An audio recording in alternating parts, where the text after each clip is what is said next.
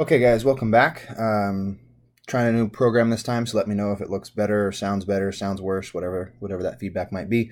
Tonight we're talking about ionic and net ionic, specifically how to write these types of equations for single and double replacement reactions, which are the only two types of reactions in our chemistry class that we'll be writing them for. So first of all, let's talk about a double replacement reaction. If you're good on double replacement reactions, just fast forward a little bit.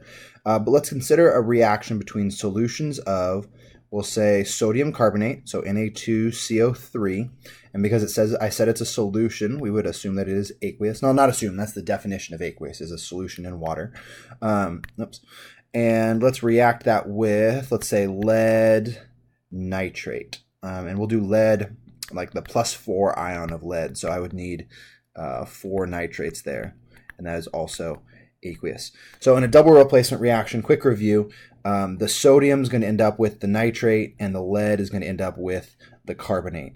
And then we have to rebalance. So in my head, I kind of go, okay, sodium's +1, nitrate's -1.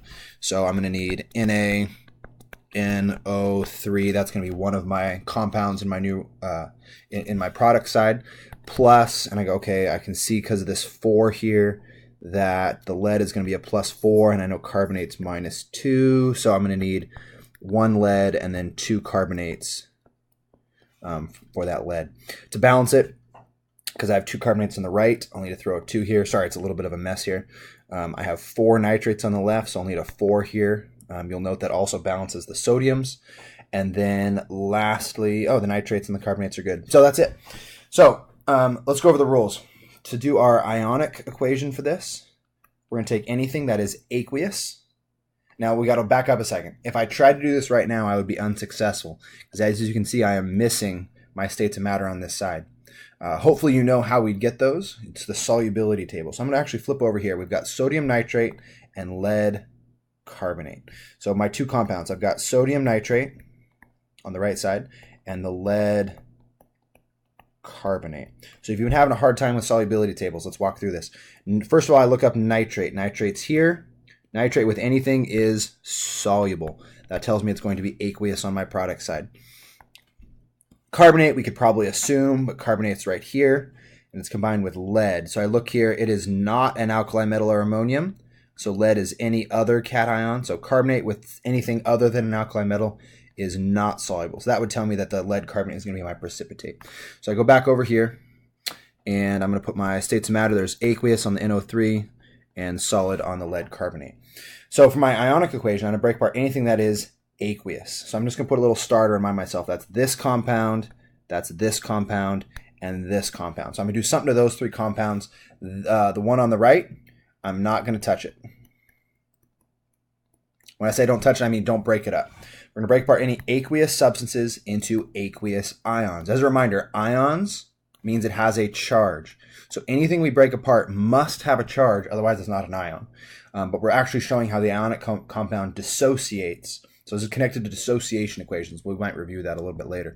And they will still be aqueous because ions are always going to be aqueous. So let's start with sodium carbonate.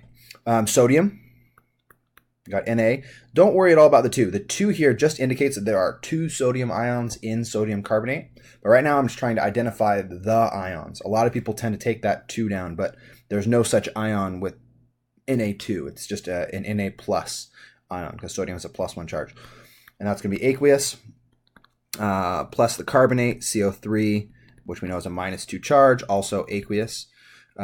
Reacting with, now the lead here, I have to kind of do my math again, is +4 aqueous. And there's nitrate, NO3-, also aqueous. Remember, we said aqueous ions. Everything here is an aqueous ion. We're not using the periodic table to tell me that lead's a solid because this isn't elemental lead. Elemental lead is a solid, but ionic lead, meaning an ion of lead, a lead ion, is always aqueous. On the right side, I get the Na+, again, also aqueous. And the NO3, there's my nitrate ion, also aqueous. But over here, remember, I said don't touch it. So we're going to leave the PbCO3 as a solid. And that's it. That would be the ionic equation. I broke the aqueous stuff into aqueous ions, just showing how when this is actually happening in solution, most of this stuff is broken apart. To get to the net ionic, and I'm going to abbreviate here, to get to the net ionic then, we cancel the spectators. Spectators are the things that are the same on both sides. Okay, they don't change. They did not react in the reaction. So for example, lead would not be a spectator because here it's a +4 ion and here it's in a compound. Not in a compound over here, in a compound over here. So that did not change. Excuse me, that did change. So that is not a spectator. So we look and we have to see, okay, well, what are the things that were spectators? I think this is the easy step. The first step here to actually get the balanced reaction, I think, is where people most often mess up, or some silly mistake here. But if you've got to the ionic equation, this last step is pretty easy. Hopefully you can see that sodium is Na plus aqueous and Na plus aqueous. Those are the spectators. We're going to cancel those out. The nitrate is NO3 minus aqueous, and here it's NO3 minus aqueous.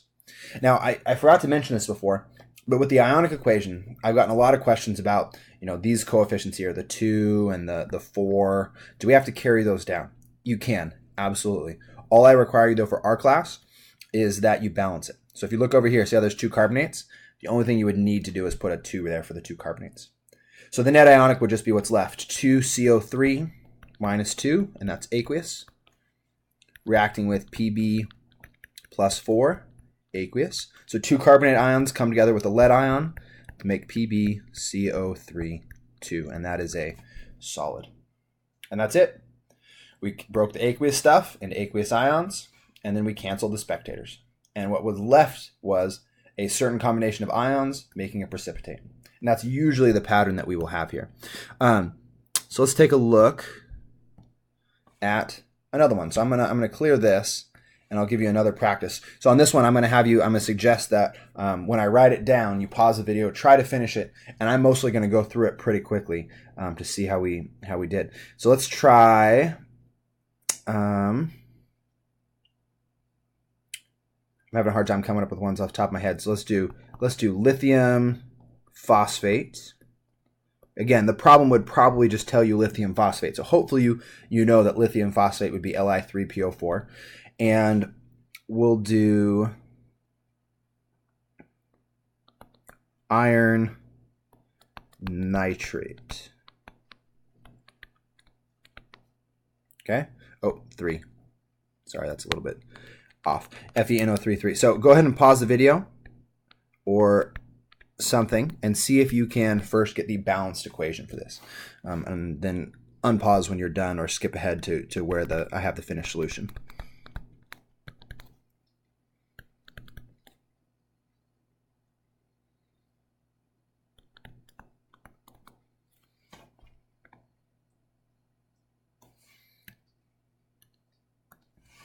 Oops. So if I check here, phosphate with anything else is not soluble. So the one with phosphate is going to be my precipitate.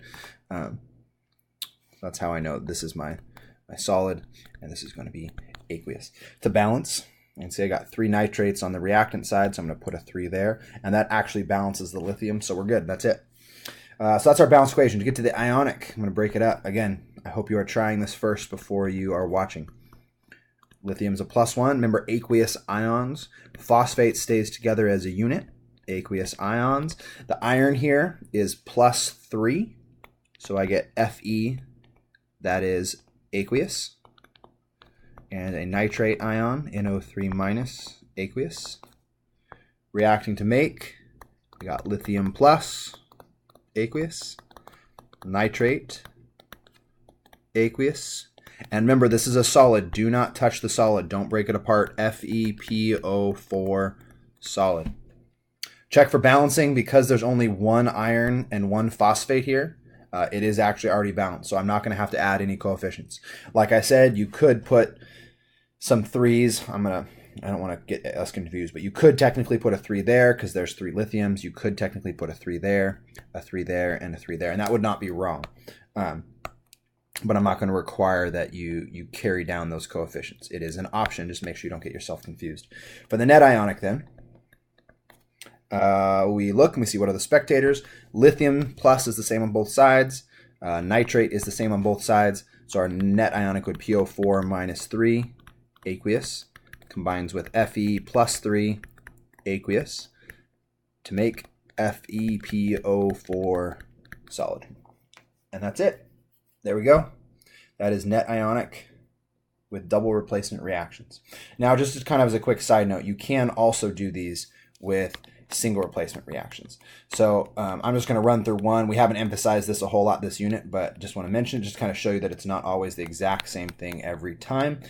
Also, is a good practice for the activity table. So hypothetically, if I had this reaction, if I had lithium reacting with, so solid lithium, I would know lithium's a solid because I would check my table and I'd see that it's not shaded in, reacting with let's say aluminum nitrate.